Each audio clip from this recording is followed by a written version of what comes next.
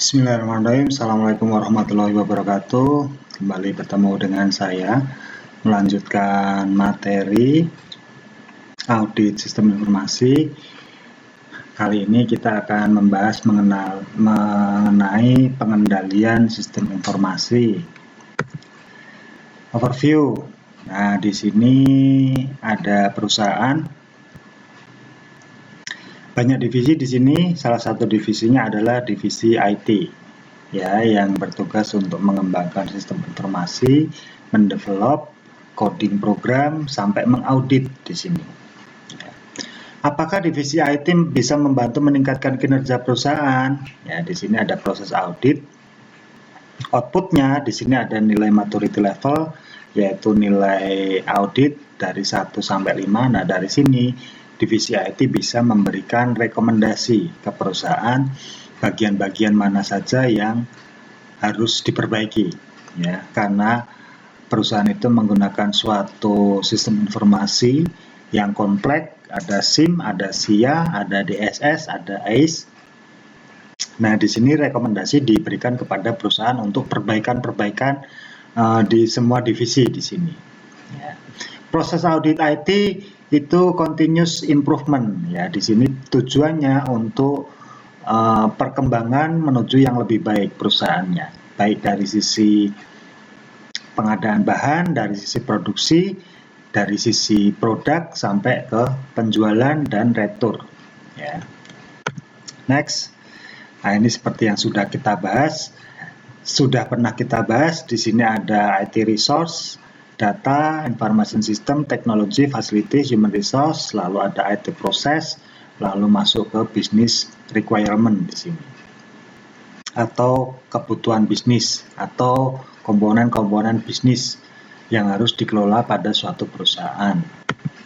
4 domain standar. Agar Anda lebih paham, saya ulang lagi di sini ada 4 domain dari COVID yang digunakan perusahaan dalam mengaudit sistem informasi di perusahaan masing-masing. Ada planning and organization atau PO, ada acquisition and implementation, ada AI, ada delivery and support, ada DS, dan semua ini menuju ke monitoring dan evaluation atau MA di sini, ya. Pengendalian sistem informasi, khususnya di sini transaksi keuangan. Nah, ini hubungannya dengan SIA.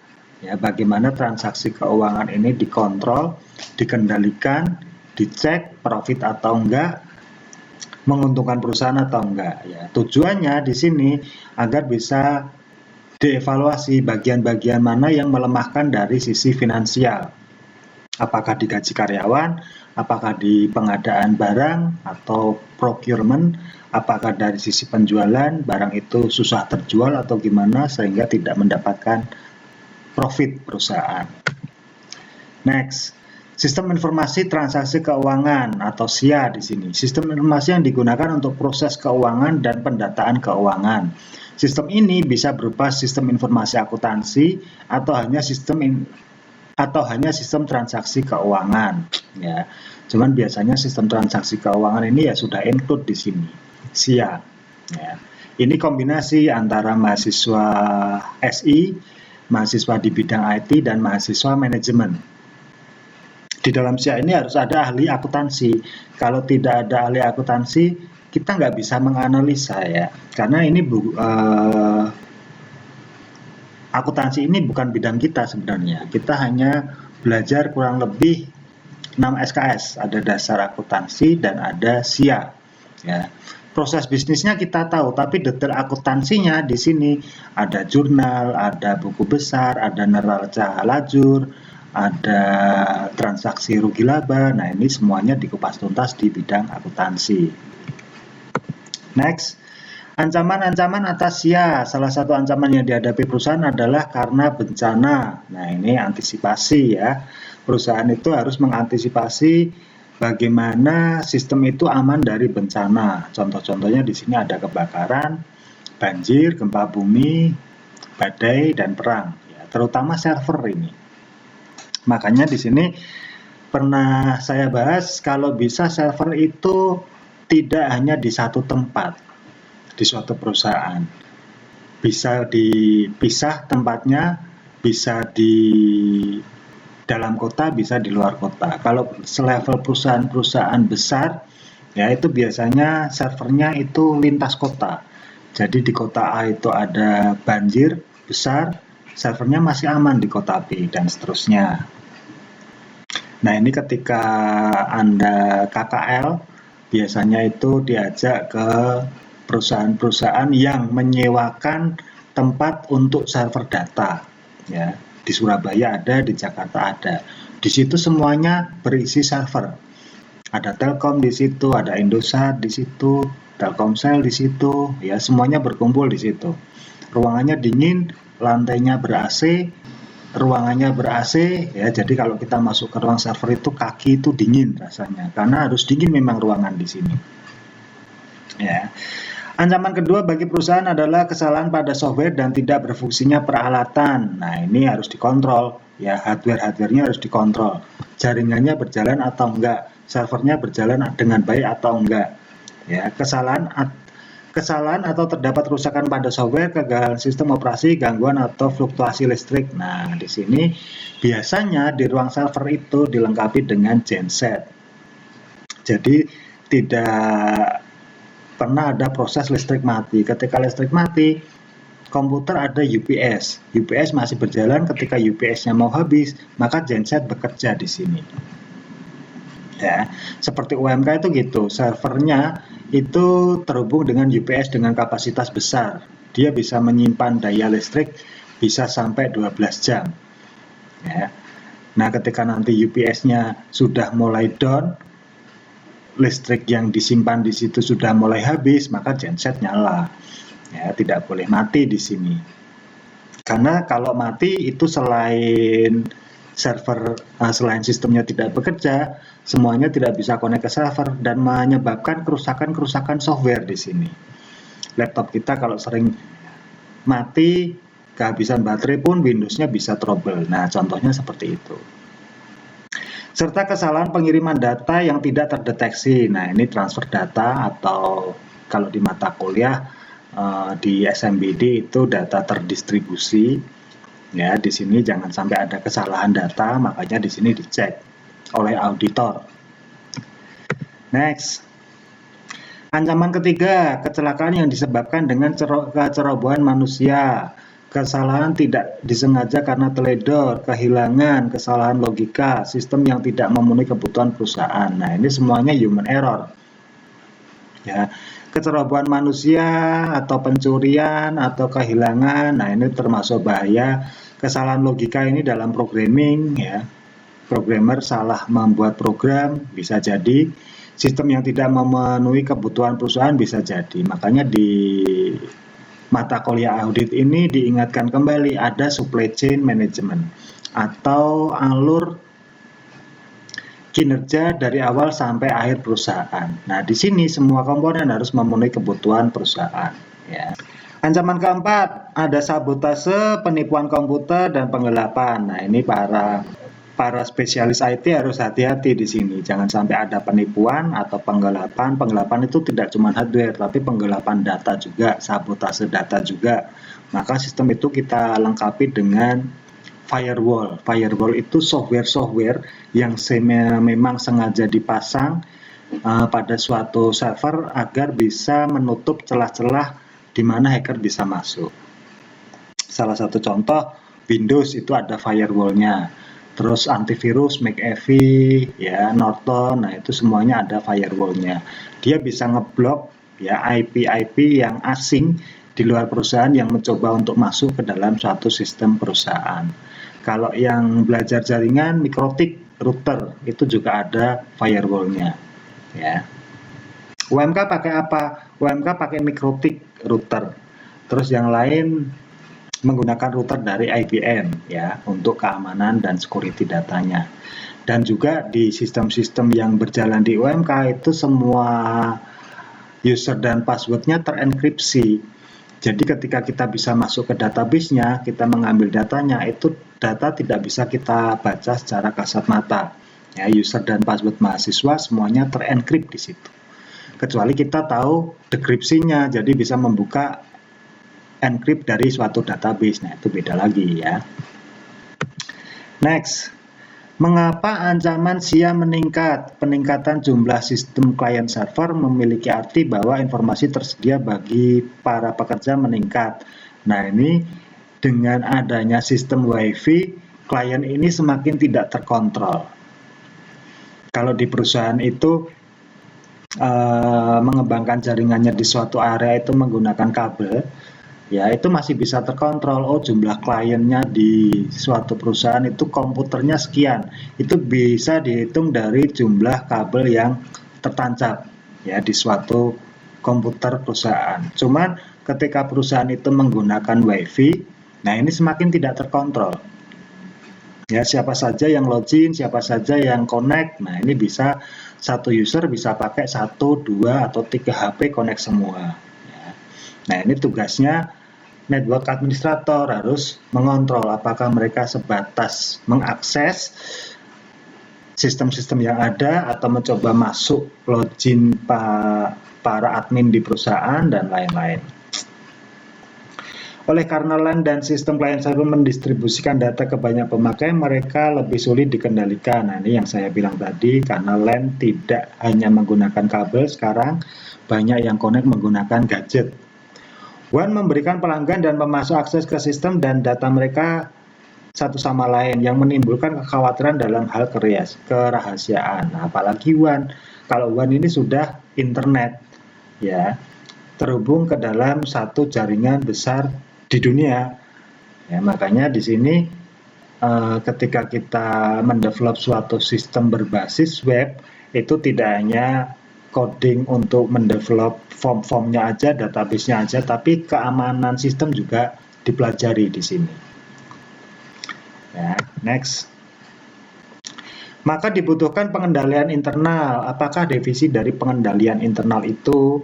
Pengendalian internal adalah rencana organisasi dan metode bisnis yang dipergunakan untuk yang pertama menjaga aset, memberikan informasi yang akurat dan handal, mendorong dan memperbaiki efisiensi jalannya organisasi, serta mendorong kesesuaian dengan kebijakan yang telah ditetapkan.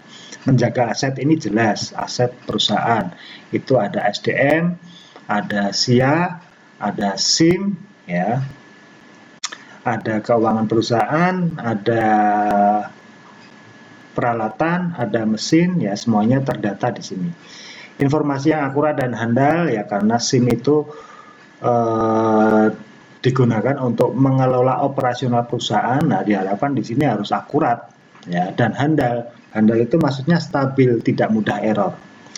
Mendorong memperbaiki efisiensi jalannya organisasi. Nah, ini organisasi ini struktur dari top level manajemen, pimpinan, presiden, vice presiden di suatu perusahaan sampai ke level labor union atau komunitas buruh.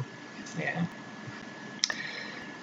Mendorong sesuai dengan kebijakan. Nah, kebijakan ini SOP, standar operasional prosedur di suatu perusahaan yang telah ditetapkan. Pengendalian sistem, prinsipnya di sini ada ketersediaan. Sistem tersebut tersedia untuk dioperasi ketika dibutuhkan. Harus ready, ya. Tidak boleh nggak ready, tidak boleh error di sini. Kalau error maintenance, ya seperti di kampus, ya operasional terhenti. Mau kuliah e-learning, sunan error. Nah, ini terhenti. Semoga tidak lama, misal cuma 2 hari, 3 hari. Kalau sampai 1 minggu, 2 minggu kan kasihan mahasiswa di sini. Keamanan, nah ini dari sisi security, dapat dipelihara, nah ini di maintenance. Sistem dapat diubah apabila diperlukan tanpa mempengaruhi ketersediaan, keamanan, dan integritas sistem. Ya, dapat di maintenance tanpa merubah data-data di suatu perusahaan. Jadi sesuatu yang terpisah memang antara database dengan sistem. Ketika kita mau memaintenance sistem, jangan sampai database ini berubah semua datanya. Ya, jadi yang di maintenance sistemnya aja, database-nya tetap. Integritas pemrosesan sistem bersifat lengkap, akurat, tepat, dan diotorisasi. Nah, ini sistem harus lengkap, akurat, tepat, ya, tepat waktu, sesuai timeline. Next. Kriteria yang digunakan untuk mengevaluasi prinsip-prinsip keandalan. Bagi setiap prinsip keandalan di atas, 3 kriteria berikut ini dikembangkan untuk mengevaluasi pencapaian prinsip-prinsip tersebut.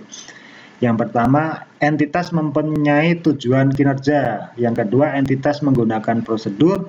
Yang ketiga, entitas mengawasi sistem. Nah, ini yang pertama, entitas mempunyai tujuan kinerja, kebijakan dan standar yang telah ditetapkan, didokumentasi dan dikomunikasikan dan telah memenuhi tiap prinsip keandalan.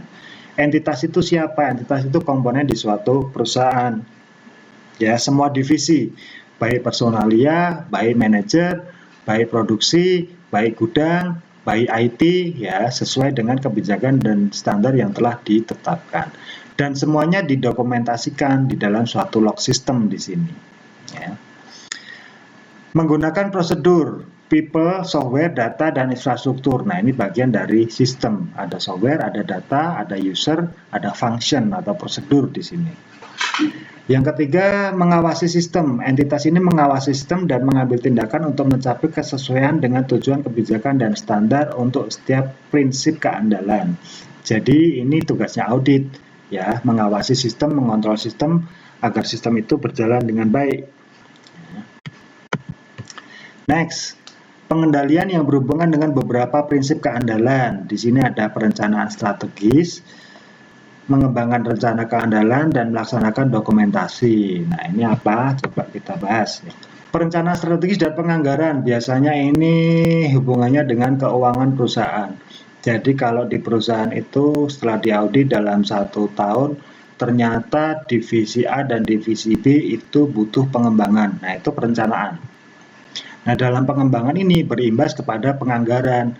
Misal di bagian produksi butuh beli mesin 5 unit lagi. Nah, itu dianggarkan ya dalam 1 tahun ke depan. Ini tugasnya para accounting ini. Mengembangkan rencana keandalan sistem. Nah, ini sistem yang sudah berjalan diaudit, kekurangannya apa, dikontrol lagi, dikembangkan lagi, tanpa merubah database yang sudah ada. Ya, jadi jangan sampai data itu berubah, nanti jadi nggak valid. Yang dirubah sistemnya aja, datanya tidak. Ya.